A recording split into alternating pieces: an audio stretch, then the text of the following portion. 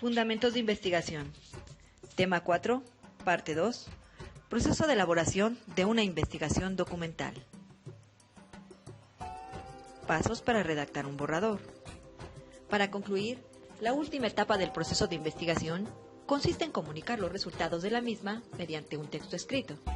De esta manera, las ideas que el investigador aporta adquieren un carácter permanente y pueden ser consultadas por otros investigadores. En el ámbito literario y académico, se conoce como borrador a un texto que generalmente todo autor compone como una aproximación al documento que desea preparar, como puede ser un artículo, una carta, un instructivo o un ensayo. Empieza por el apunte de breves ideas, asociación de pensamientos, anotación de citas bibliográficas, redacción de párrafos, quizás dibujos, con lo que diseña un esbozo y levanta un andamiaje para construir su documento. El borrador es una parte vital del trabajo del académico o científico. Es la historia creativa del proyecto que se está realizando. Es un antecedente que, en lo posible, debe preservarse para futuras consultas. Un borrador no es el producto final de lo que se quiere obtener. Es un trabajo a medias y en su crecimiento aumenta su detalle hasta llegar al punto deseado. Va del 0 al casi 100%. El primer borrador, por decir el esqueleto, representa la fuerza del proyecto que se tiene entre manos.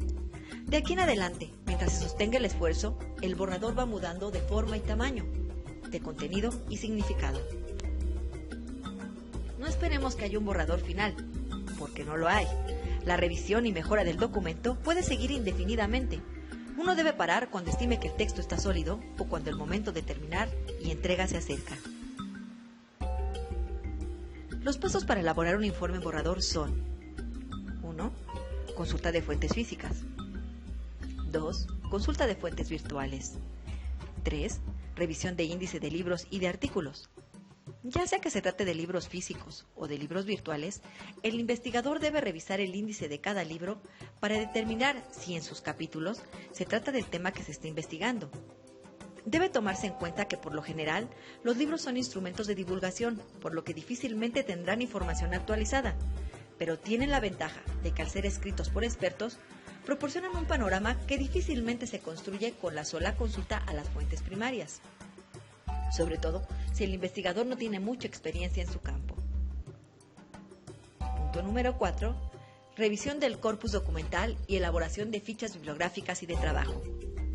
Al revisar los libros y artículos, y en general cualquier otro tipo de documentos que conforman el corpus documental del investigador, se debe tener cuidado no solo de identificar los aspectos medulares del tema, sino de registrar las fuentes específicas y sus autores, ya que es un aspecto metodológico fundamental para estar en condiciones de redactar el estado del arte.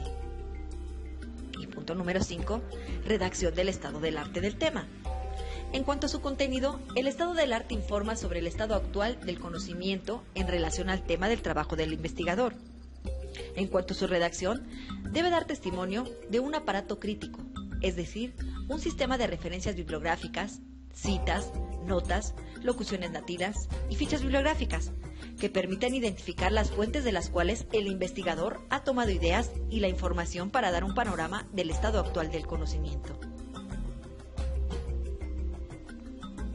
Luego de terminar un escrito, comienza el proceso de revisión, que consiste en reiteradas lecturas al manuscrito. Se podría decir que la corrección se separa en dos etapas distintas. En la primera, se debe de corregir los errores de tipeo, inconsistencias, ortografía, puntuación, uso de mayúsculas, etc. Para todos estos errores tenemos una guía bastante definida para localizarlos y corregirlos. En la segunda etapa, por el contrario, los errores a corregir son más difíciles de identificar y necesitan varias relecturas, y tal vez ni siquiera exista una sola forma para corregirlos. Dentro de este segundo tipo de errores podemos encontrar: inciso A, silepsis, que consiste en la ruptura de las leyes de concordancia en el género o en el número de las palabras. Inciso B, anacoluto. Se trata de una inconsistencia en la construcción sintáctica de una frase. Dicho de otra manera, se comienza escribiendo la frase con una idea en mente, la cual cambia a mitad de camino y deja por resultado una frase incoherente. Inciso C. Pleonasmo. Este consiste en el empleo de una oración de vocablos innecesarios para el sentido de la misma. Inciso D. Cacofonía.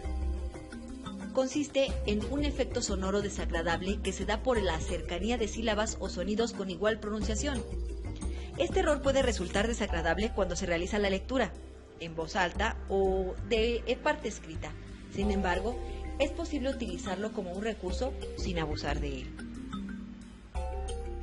Aunque existen otros tipos de errores en nuestros textos, como pueden ser la corrección de contenido, la corrección de estilo, la corrección de pruebas generadas u ortotipografía, o bien la corrección del estilo.